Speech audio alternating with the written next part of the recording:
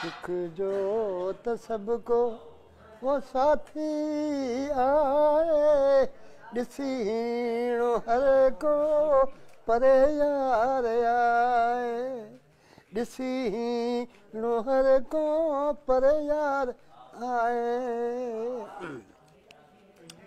पंहिंजा थिया पराया हाणे अल्लाह आहे, इहो दर्द दिल के सूर पियो जो खाए। पंहिंजा थिया पराया वो शेर सॾाए, ॾिसीणो हर को परे यार आए। सुखी जो त सबको वो साथी आए, ॾिसीणो हर को परे यार आए। छा थियो आहे इधर? यार ॾाढी तकलीफ़ केसूं ॻायोसूं, मथे माना सियाल जा सी पियो आहे, हिकिड़ा अबरा माण्हू वॾी जमात जा माण्हू हुआसीं, उहा सर्दी जे नमूने थी वियो, साह थी वियो, दम थी वियो, ॾाढी तकलीफ़ हुआसीं। छाछे ऑफिस में छाछे मां थी वरी उते बि फ़ाइदो चार न थियो।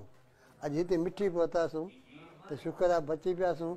दोस्तनि खे इहो हिदायत असांखे दुआ कनिजो, इन सिहत ख़ुशि थी वञे, बीमारी खां थी वञूं, वरी मार्केट में ॻायूं। हाणे हिते ॿियो कहिड़ी का तकलीफ़ थिए थी पई? हाँ, हींअर का तकलीफ़ कोन, जो तेली हले पई। कहिड़ो इलाज थियो आहे सीधे? हिते सुठो इलाजु थियो आहे, शुगर जो इलाजु थियो, दम होण जो इलाजु थियो, सभु इलाज में सुठा थी विया। केतिरियूं रत जूं बोतलूं लॻियूं आहिनि? 2 लॻी वियूं आहिनि, 3 लॻे पई। हाणे छा था चवनि डॉक्टर? बसि 3 बोतल लॻाए तोखे दवा ॾेई रवण में सफ़ा ठीकु थी वेंदी। ठीकु था करण त अलाह आहे, ॿियो आहे संगत जी दुआ आहे। हाणे तबियत ख़ुशि आहे? तमामु ठीकु आहे। घणो फ़र्क़ु आहे? बिल्कुलु घणो, घणे खां घणे ठीकु आहे। पोइ को गीत गुनगुनाए ॿुधायो न सिंध वासी? हाँ बाबा, हीअं त हिकिड़ी सिट ॿुधायो, हिकिड़ी सिट बीमारी जे बिस्तरे ते ॿुधाईंदो त। सुख जो त सबको वो साथी आए, ॾिसीणो हर को परे यार आए, ॾिसीणो हर को परे यार आए। पंहिंजा थिया पराया हाणे अल्लाह आहे, इहो दर्द दिल के सूर पियो जो खाए।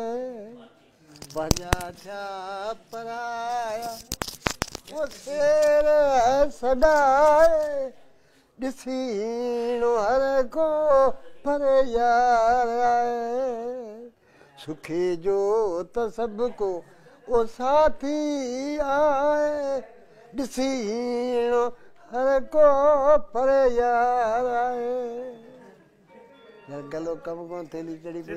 सरकार को सकावत खाते कंहिं परगोर लथी कंहिं? अञा त कंहिं कल राति में ॿुधायो साईं सरदार शाह खे, अलीमन शाह जो पुटु मियां हसन शाह, उन सां वास्तो घणो असां ख़ुशी थींदी आहे। इंशाअल्लाह अञा केरु आयो कोन्हे? आयो न आहे, कोन कयो, इंशाअल्लाह कंदा, असांजा दुआ कंदासीं। महिरबानी।